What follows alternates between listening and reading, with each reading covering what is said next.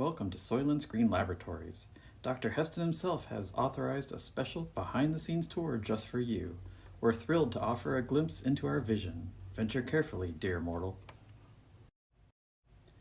You meet Doctors Twelp and Pistil, brought to life by Joe and Brenda.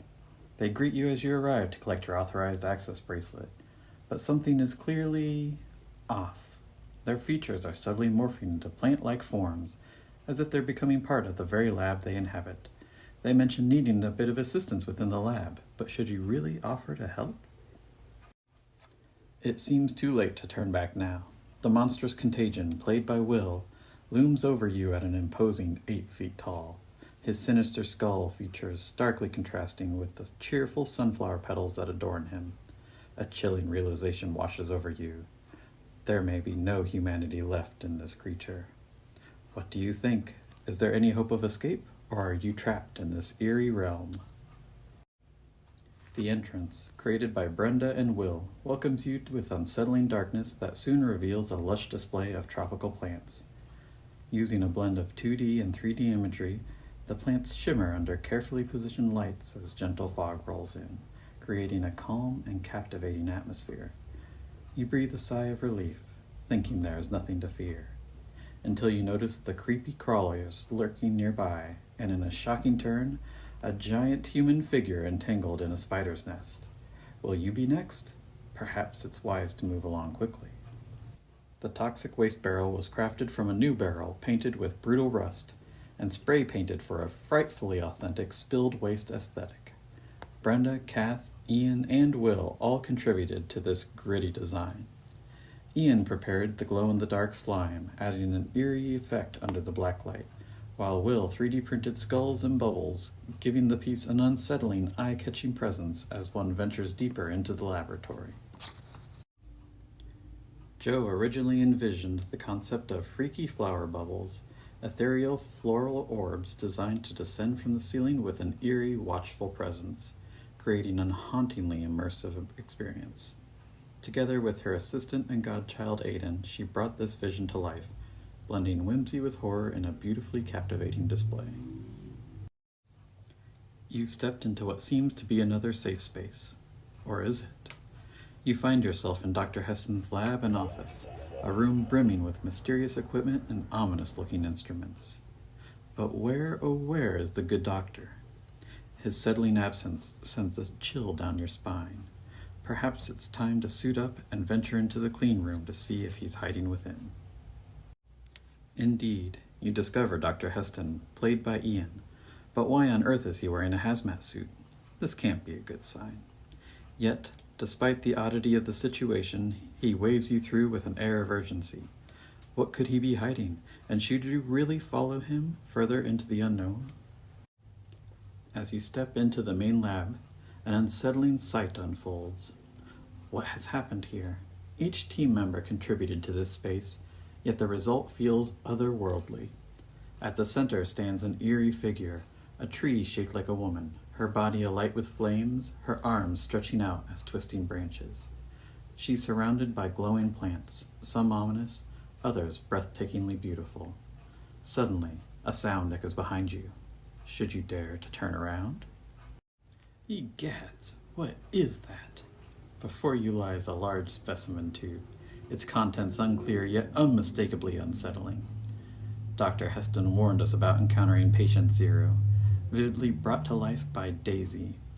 The 3D printed base identifies this as Subject 307 with an ominous label. Extreme caution. Are you in mortal danger? Maybe. But with odds like these, your safest bet might just be a quick dash for the exit, and hopefully some candy. Finally, you've managed to escape, but one last creature stands before you. Trixie Tree, portrayed by Kath, shares her tale of attempting to escape this twisted world. With an air of generosity and kindness, she seems to retain much of her humanity.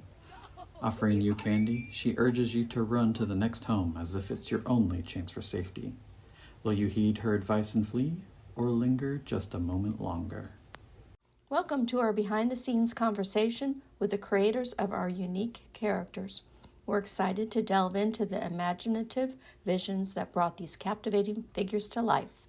From the mysterious Dr. Heston to the eerie transformation of Drs. Twelp and Pistil, the towering presence of the monster Contagion, and the kind-hearted Trixie tree, each character embodies a blend of creativity and storytelling. Let's hear from our team about their inspirations and the processes behind their characters. What sparked their creativity, and how did they develop the compelling narratives that enrich our experience? Will, tell us about your character. So my character is Contagion, and he's the final stage of the hybridization between person and plant, whereas Dr. Twelp and Dr. Piston would be the first stage, and Dr. Heston would be the second stage, and then Contagion would be the final end result. All right. And what is he going to be doing? He's just going to be stalking the streets. He won't be able to talk much, so he might make grunts and screams, but he's going to do his best to look for more people for the plant. All right, thank you. Ian, tell us about Dr. Heston. Dr. Heston is a zombie. He had a run-in with our wonderful plants at our Soylience Corporation, and he's not doing so good of late. And you might see him in there somewhere in the lab. Should we be afraid?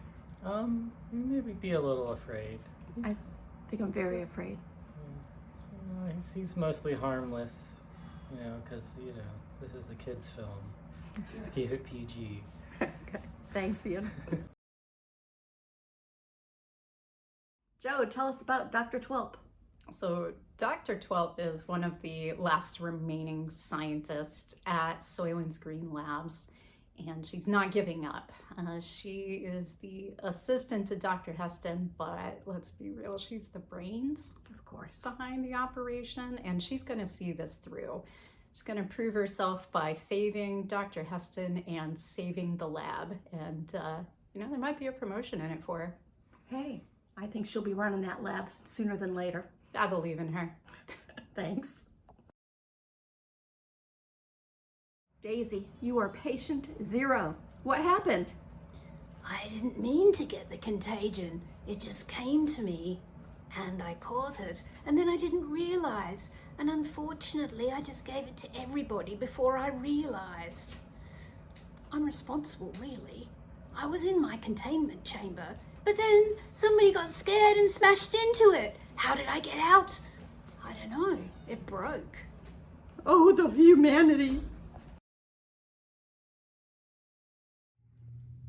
My character is Dr. Pistil. She's named after the female part of a flower because she's turning into one.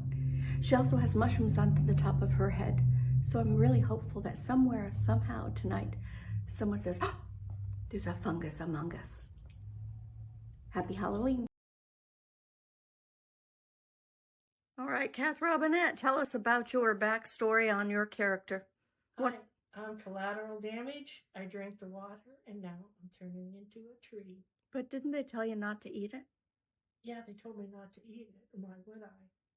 But they didn't tell me not to drink the water. Okay. And are you a maple or an oak or an elm? I'm a moak. You're a moak. All right.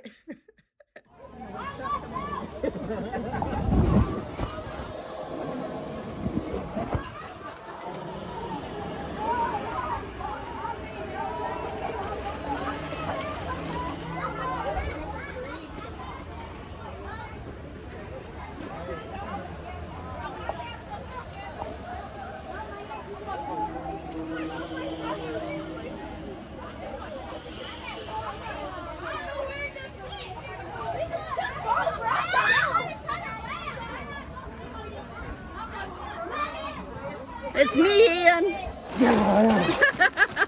Good, good, good.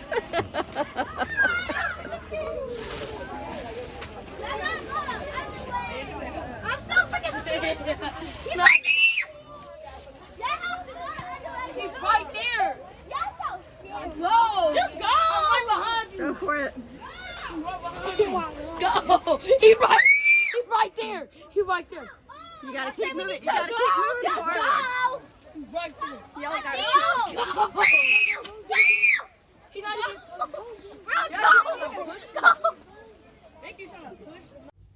It's an absolute blast putting this event on for over 300 trick-or-treaters each year.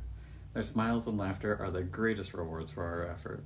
A tremendous amount of hard work and talent went into crafting our Halloween house this year. We extend our heartfelt thanks to Ian for his exceptional work in the lighting and fog setups, and to Will for his innovative laser cutouts and 3D printing. A special shout out goes to Gary for his invaluable assistance in building the walls and erecting the tents. We also want to recognize Joe, Kath, Daisy, Brenda, and Aiden for their artistic talents that brought our vision to life. Finally, a big thank you to our patrons whose support makes this event possible. We look forward to doing it all again next year.